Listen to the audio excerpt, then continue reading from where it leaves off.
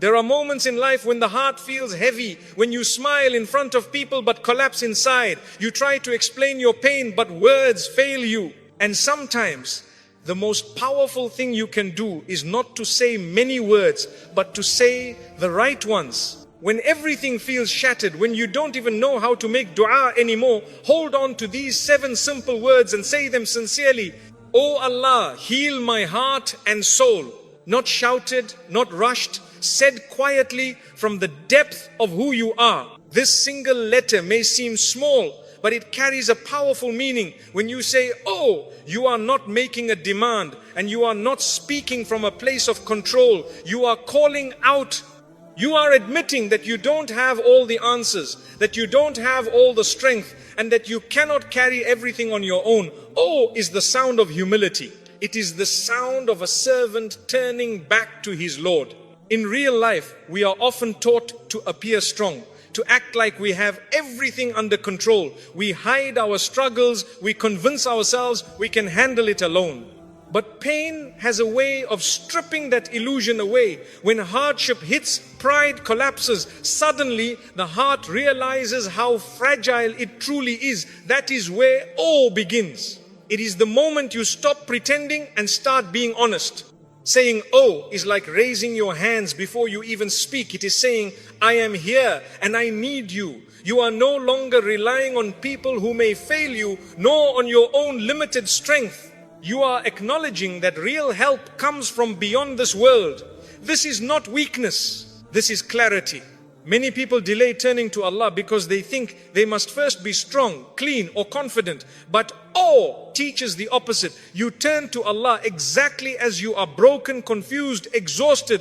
Allah does not wait for you to be perfect. He waits for you to be sincere. When you say, oh, you are placing yourself in the correct position in front of Allah, not as someone who deserves, but as someone who needs. And this is why it is powerful. Because Allah loves the one who comes to Him with humility. He loves the heart that admits, I cannot do this alone. So never underestimate this first word. Before the request, before the healing, before the relief comes, oh, it is the doorway. It is the moment the heart bows, and in that bowing, strength begins. This is not just a name you mention out of habit. When you say Allah, you are calling upon the one who created you before you ever had a problem, before you ever felt pain, before you even knew how to speak. You are calling the one who knows your voice, your thoughts, and the weight you carry in your chest even when you stay silent. This name is not distant. It is deeply personal. When people are broken, they often feel misunderstood. They try to explain their pain, but no one truly gets it. Words fall short, reactions disappoint.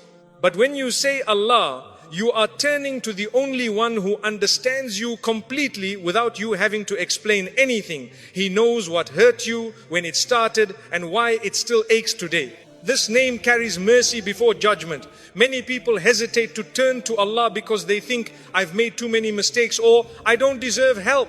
But Allah is not just Al-Hakim, the All-Wise. He is Ar-Rahman, the most merciful. When you call Him by name, you are not calling someone who wants to expose you, but someone who wants to cover you, guide you and lift you. Saying Allah is also a reminder of power. You are not asking someone who is limited, distracted or tired. You are calling the one who controls hearts, changes situations, and brings ease from places you never expected. What feels impossible to you is effortless for Him. What feels broken beyond repair is already within His control. There is comfort in this name. Even saying it softly can calm the heart. It shifts your focus away from the problem and back to the one who owns the solution. Your pain may still exist, but it no longer feels overwhelming because you are no longer carrying it alone. When you say Allah, you are reconnecting. You are reminding yourself that you belong to Him, and what belongs to Allah is never forgotten, never abandoned, and never lost. This single word turns fear into trust and loneliness into companionship.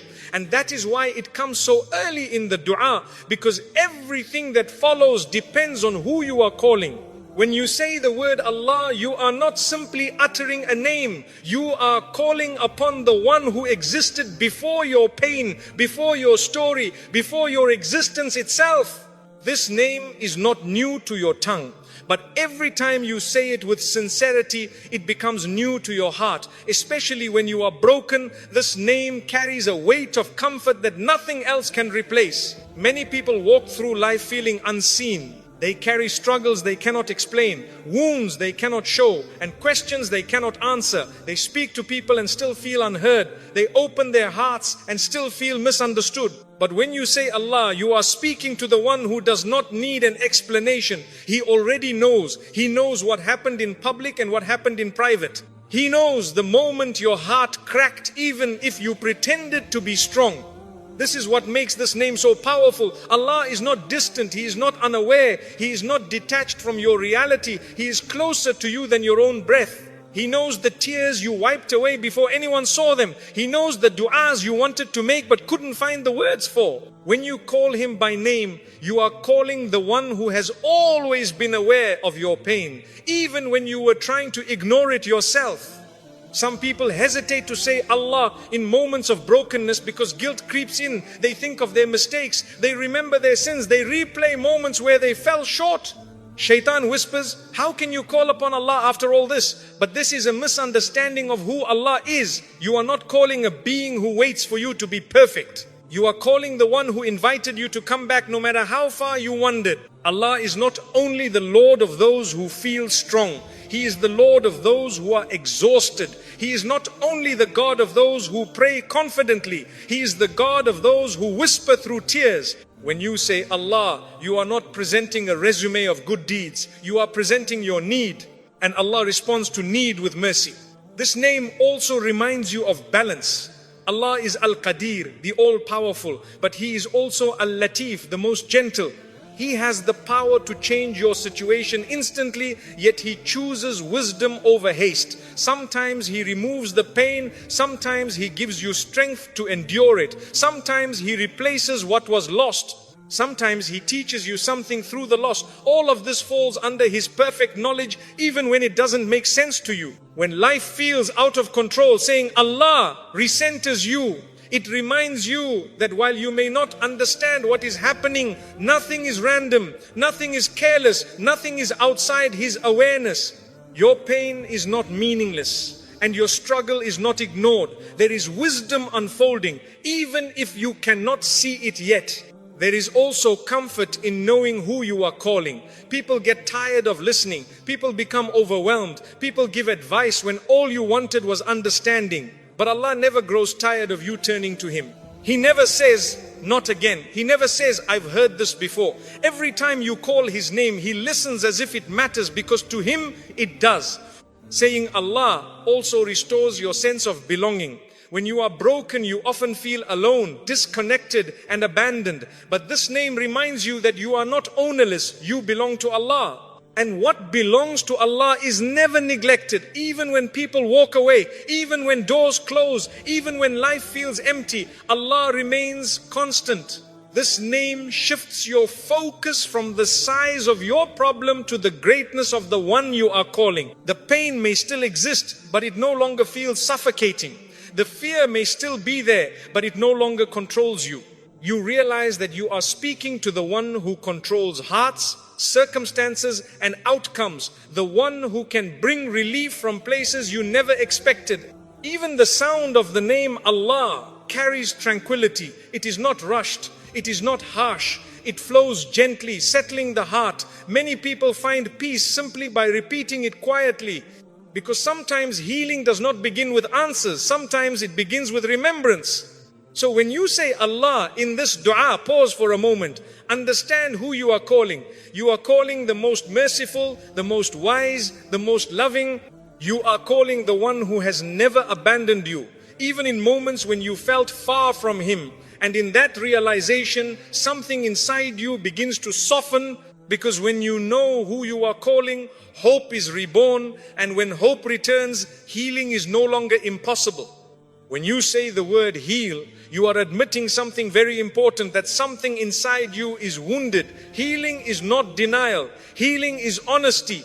Many people walk around pretending they are fine, smiling on the outside while bleeding on the inside. But Allah cannot heal what you refuse to acknowledge. When you ask Allah to heal you, you are finally telling the truth about your condition. Healing does not always mean that the pain disappears immediately. This is something we must understand clearly. We live in a world that wants instant results, instant relief, instant answers. But Allah's healing is deeper than that. Sometimes He removes the pain, sometimes He removes the attachment, sometimes He removes the fear, and sometimes He gives you the strength to carry what you thought would destroy you. All of this is healing, even if it doesn't look the way you expected. When you ask Allah to heal you, you are placing your wound in the hands of the one who created it. And that may sound strange, but it is powerful. Because the one who allowed the pain is the one who knows exactly what it is meant to do for you. Allah does not break hearts without wisdom. He does not allow wounds without purpose. There is always something being shaped inside you, even when you feel shattered. Healing also takes time, and that does not mean Allah is ignoring you. Sometimes Allah heals slowly so that the lesson settles deeply. If healing came instantly every time, we would forget too quickly. We would repeat the same mistakes. We would return to the same doors that hurt us. Slow healing teaches reflection. It teaches growth. It teaches boundaries. There are wounds we don't even realize we carry. Childhood pain, rejection, betrayal, loss, disappointment, silent comparisons, unanswered prayers. These wounds pile up quietly until one day the heart feels heavy for no clear reason. When you say heal, you are asking Allah to reach places you cannot reach yourself, places you don't have words for, places you didn't know were still hurting. Healing from Allah is not only emotional, it is spiritual. Sometimes the pain you feel is not because of what happened to you, but because of how far you feel from Allah. When the soul is distant, everything feels heavier. When the connection weakens, peace disappears. Asking Allah to heal you is also asking Him to reconnect you to Him. And that reconnection alone can change everything. Some people fear healing because pain has become familiar. They don't know who they are without it. Pain becomes an identity. But Allah does not want you to live broken. He wants you to live whole. Healing does not erase your past, but it transforms how your past controls you. You remember without bleeding. You reflect without collapsing. Healing also does not mean you will never feel pain again. It means pain will no longer define you. It means you learn how to turn back to Allah faster. You learn where your true support comes from. You learn that relief does not always come from changing the situation, but from changing the heart within the situation. When you ask Allah to heal you, you are trusting His timing. You are saying, I don't know when and I don't know how, but I trust you. That trust itself is a form of healing. It calms the heart. It reduces anxiety. It replaces panic with patience. There is also healing in knowing that Allah rewards patience. Every tear you hold back, every night you struggle to sleep, every moment you choose not to give up, none of it is wasted. Allah sees it all. And sometimes the greatest healing is knowing that your pain has meaning, that it is seen and that it is counted.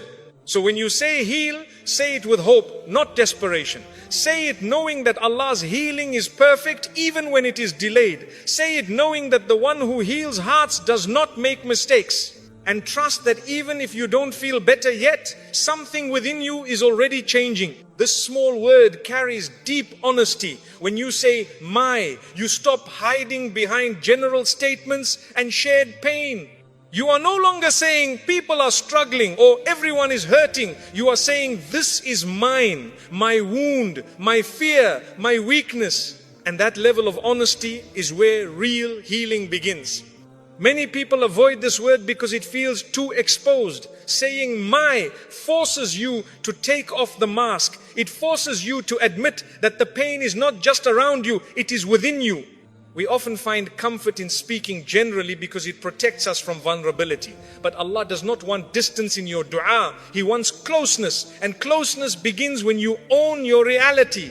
When you say my, you are not blaming yourself. You are acknowledging responsibility over your heart, not guilt over your pain. There is a difference. Responsibility means you recognize that this is your struggle and you are bringing it to Allah.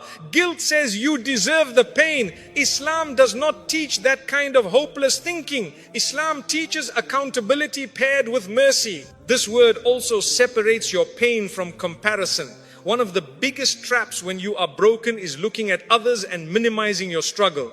You tell yourself, others have it worse, or I shouldn't feel like this, but pain does not work that way. What hurts you, hurts you. When you say my, you give yourself permission to be honest without comparison. Allah does not measure pain the way people do. He responds to sincerity, not severity.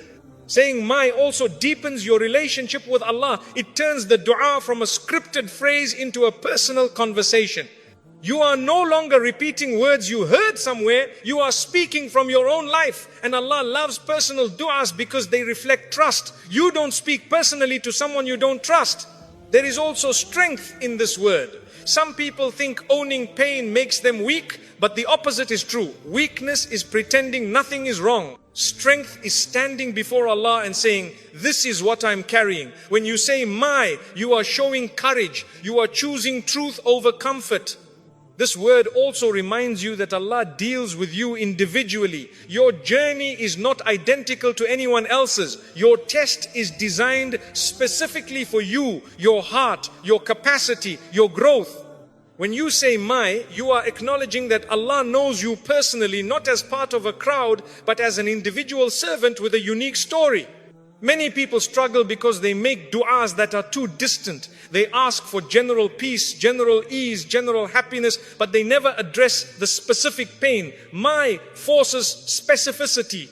It forces you to face what actually hurts. And when you name it before Allah, it begins to lose its power over you. There is also comfort in knowing that Allah already knows what is yours. You are not informing Him. You are aligning your heart with the truth He already sees. Sometimes saying my is not for Allah's knowledge, but for your awareness. It helps you stop running from yourself.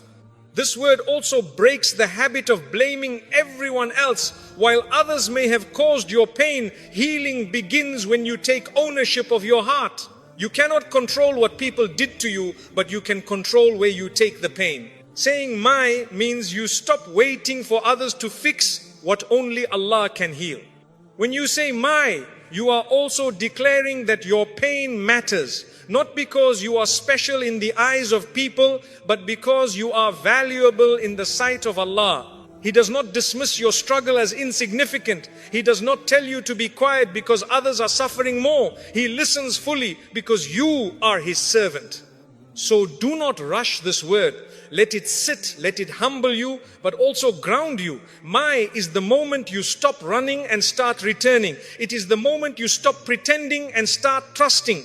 And once you own your pain before Allah, you are finally in the right place to let it go. The heart is where the real pain lives. Not the kind people can see, not the kind you can explain easily, but the kind that sits quietly inside you and affects everything you do. You can function with a tired body, but when the heart is heavy, even simple things feel exhausting. When you say heart, you are pointing to the center of your emotional and spiritual life, the place where wounds hurt the longest. The heart is not just a physical organ. In Islam, it is the place of intention, faith, fear, hope, and love. When the heart is disturbed, nothing feels right. You may have food, money, friends, and comfort, yet still feel empty. That emptiness is not because something is missing around you, but because something is hurting within you. And Allah knows this better than anyone. Many people try to fix the heart with distractions. They keep busy. They scroll endlessly. They surround themselves with noise so they don't have to sit with their thoughts. But distractions don't heal the heart. They only delay the pain. Eventually, when the noise fades, the heart speaks again. And when it does, it often speaks louder. When you ask Allah to heal your heart, you are asking Him to address the root, not the surface. You are not just asking for relief from sadness, but relief from whatever caused it. The heartbreak, the disappointment, the betrayal, the regret, the longing. These are heart wounds, and only the one who created the heart knows how to mend them properly. The heart also holds memories. Some memories make you smile, but others reopen wounds every time you remember them. You can move forward physically while your heart remains stuck in the past. Asking Allah to heal your heart is asking Him to loosen the grip of painful memories so they no longer control your present. A wounded heart also affects how you see the world. It makes you suspicious, it makes you defensive, it makes you tired of hoping. Sometimes it makes you pull away from people who care about you, not because you don't want love, but because you're afraid of being hurt again. Allah understands this fear. When you ask Him to heal your heart, you are asking Him to restore your ability to trust slowly and safely. The heart is also where faith rises and falls. When the heart is heavy, worship feels difficult, du'as feel distant, motivation disappears. This does not mean you are a bad believer. It means your heart is wounded. And wounded hearts need care, not criticism. Allah does not punish you for feeling broken. He invites you to come closer. Healing the heart does not mean you will forget what hurt you. It means you will remember without pain controlling you. It means the memory no longer defines you. The scar may remain, but the wound no longer bleeds. This is the kind of healing Allah gives, deep, lasting, and transformative. The heart also needs reassurance. When you are broken, the heart constantly asks, will this ever get better? When you bring your heart to Allah, you are placing that question in the hands of the one who never lies, never neglects, and never abandons. Even if the answer doesn't come immediately, the heart finds peace in knowing it is not alone. Sometimes Allah heals the heart by removing what hurts it. Sometimes He heals it by changing how it reacts. Sometimes He replaces what was lost with something better. And sometimes He heals the heart simply by reminding it that He is near enough to hear the silent cries, near enough to see the hidden pain. When you say heart in this dua, say it slowly, mean it. Bring your true condition to Allah, not the version you show the world. Because the heart you hide from people is the heart Allah is waiting to heal. And once the heart begins to heal, everything else slowly follows. This word may seem small, almost unnoticeable, but it carries a quiet honesty that many people overlook. When you say and, you are acknowledging that your pain is not simple. It is not one problem with one cause. It is layered, it is built over time. One disappointment added to another, one loss followed by another fear, one unanswered prayer followed by another silent night. And gives your pain permission to be complex. Many people feel frustrated because they try to isolate their suffering. They tell themselves, if only this one thing was fixed, I would be fine. But deep down, they know it's not just one thing. It's what happened before and what happened after and what never healed properly. When you say and, you stop pretending that your pain is neat and organized. You accept that it is tangled and you bring all of it to Allah at once. This word also removes pressure from your heart. Some people think they must explain every detail to Allah, list every problem, describe every wound. But and says, there is more than I can express. It is a word that carries what you cannot put into sentences. Allah does not need a full explanation. He understands what and holds. And is also a sign of trust. You are saying, I know there is more inside me than what I've mentioned, and I trust you with all of it. You are handing over the parts you understand and the parts you don't. The pain you can name and the pain you can't. The fears you recognize and the ones that quietly control you without your awareness. This word also reminds you that Allah's capacity is unlimited. People get overwhelmed when you bring too much to them. They say, that's a lot, or I don't know how to help. Allah never says that. When you say and, you are acknowledging that Allah can handle everything together, not one issue at a time, not one tear at a time, all of it at once. Life often breaks people not through one major event, but through accumulation. Small disappointments repeated, expectations unmet, trust shaken slowly, hope weakened bit by bit. And represents that accumulation.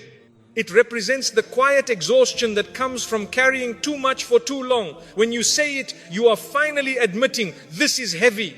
And also protects you from minimizing your pain. Many people tell themselves, I shouldn't feel this way, or it's not that bad, but your heart knows the truth. This word allows you to be honest without exaggeration or denial. It says there is more here and it matters.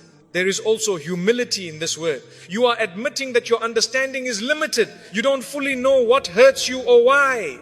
Sometimes you just feel tired, heavy, and disconnected without a clear reason. And gives Allah permission to address what you cannot identify, to heal wounds you forgot existed, to strengthen areas you didn't realize were weak. This word also teaches surrender. You stop trying to control the healing process. You stop demanding specific outcomes. You stop saying, fix this first, then that. Instead you say, you know everything I'm carrying and I leave it with you. That surrender itself brings relief. When you say and, you are also acknowledging continuity. Pain doesn't pause while you fix one thing. Life keeps moving, responsibilities remain, expectations continue. This word reflects the reality of living while hurting. And Allah understands that reality. He sees you functioning while struggling, smiling while tired, showing up while broken.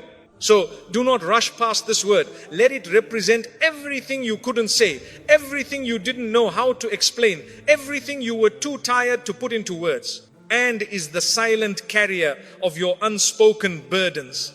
When you include and in this dua, you are saying to Allah, there is more inside me than what I've named, but you know it all. And that trust creates space for a deeper, more complete healing, one that reaches every hidden corner of the heart. The soul is the deepest part of you. It is the part that feels tired even when the body is rested. The part that feels empty even when life looks full. You can push your body forward with discipline and you can silence your mind with distractions. But when the soul is wounded, nothing truly satisfies. That is why this word comes last.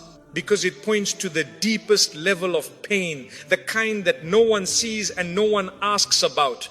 Many people confuse soul exhaustion with laziness or weakness. They say, I don't know what's wrong with me, or I have no reason to feel like this. But the soul does not get tired for no reason. The soul gets tired when it carries too much for too long without relief. When hope is delayed, when loss accumulates, when sincerity is given and not returned, when you keep going without being refilled. The soul is also the part of you that connects to Allah. When that connection weakens, everything feels heavier. Worship feels dry. Du'as feel distant. Even blessings feel dull. This does not mean you have lost faith. It means your soul is wounded and needs care, not judgment. Asking Allah to heal your soul is asking Him to restore that connection gently, without pressure, without force. A wounded soul often feels lonely, even among people. You can be surrounded by family, friends, noise, and still feel isolated. This loneliness is not always about people. It is about disconnection. When the soul feels unseen, unheard, and unanchored, it withdraws, and Allah knows this withdrawal better than you do. Healing the soul is not about removing all pain. It is about restoring meaning. Pain without meaning destroys the soul. Pain with meaning strengthens it. When you ask Allah to heal your soul, you are asking Him to help you understand your pain in a way that does not crush you.